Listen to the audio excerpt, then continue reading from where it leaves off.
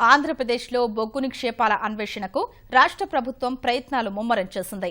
KG basin పరిధిలోని పశ్చిమ గోదావరి జిల్లా చింతలపూడి, కృష్ణా జిల్లా నూజివీడు పరిసర ప్రాంతాల్లో అపార బొగ్గు నిక్షేపాలు ఉన్నట్లు కొంతకాలం క్రితం అధ్యయనాల్లో తేలింది.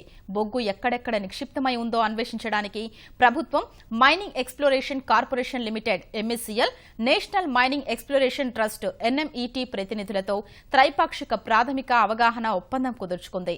బుధవారం ప్రభుత్వ ప్రధాన కార్యదర్శి ఎస్పీ టక్కర్ ఛాంబర్లో నిర్వహించిన సమావేశంలో ఈ ఒప్పందం జరిగింది.